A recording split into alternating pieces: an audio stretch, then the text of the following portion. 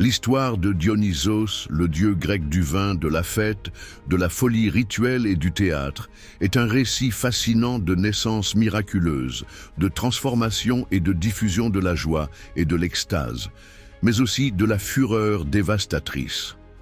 La naissance de Dionysos est l'une des plus singulières de la mythologie, le rendant un dieu à la fois mortel et divin.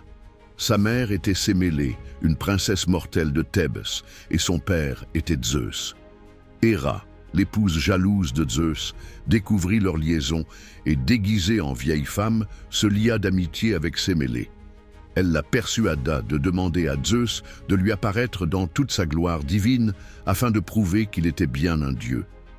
Malgré les supplications de Zeus, qui savait qu'aucun mortel ne pouvait supporter la vue d'un dieu dans sa forme véritable, Sémélé insista. Zeus, lié par un serment, dut s'exécuter. Il se révéla sous la forme de la foudre et du tonnerre, et Sémélé fut instantanément consumé par le feu.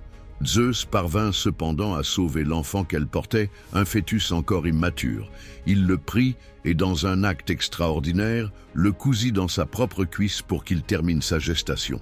Quelques mois plus tard, Dionysos naquit de la cuisse de Zeus, ce qui lui vaut le surnom de « deux fois né ». Pour le protéger de la persécution d'Héra, Zeus confia Dionysos d'abord à Hermès, qui le remit aux nymphes de Nysa, ou selon d'autres versions, à la sœur de Sémélé, Ino, ou encore à la déesse Rhéa, qui l'initia au mystère.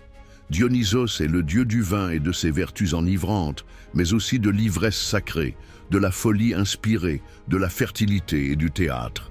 Ses attributs sont la vigne, le thyrse, un bâton orné de lierre et de feuilles de vigne surmonté d'une pomme de pin, et la panthère. Il est souvent accompagné de satyres, de ménades, ses adoratrices en transe, et d'autres créatures de la nature. Contrairement à la plupart des Olympiens, Dionysos passe beaucoup de temps parmi les mortels, voyageant à travers le monde pour propager son culte et enseigner la viticulture. Parmi les faits marquants de sa mythologie, sa période d'errance et de folie est cruciale. Héra le frappa de folie pour le punir d'être le fruit de l'infidélité de Zeus. Durant cette période, il voyagea à travers l'Égypte, la Syrie, l'Inde et d'autres contrées lointaines, propageant le culte du vin et de l'extase. Ces voyages expliquent la diversité de ses adorateurs et la nature transgressive de son culte qui rompait avec les conventions sociales. Un autre épisode célèbre est sa rencontre avec le roi Midas. Dionysos lui offrit le don de transformer tout ce qu'il touchait en or.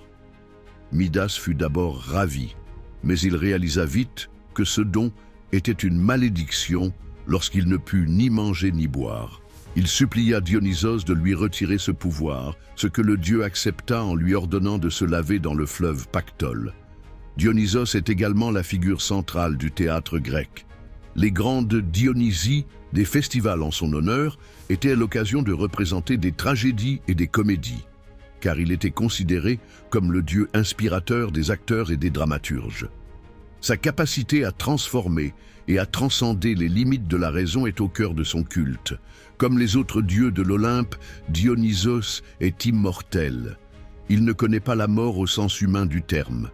Son existence est éternelle, et il continue d'incarner la puissance du vin, la joie débridée, la libération des sens et la force créatrice du théâtre, une figure divine complexe qui défie les frontières entre le divin et l'humain, la raison et la folie.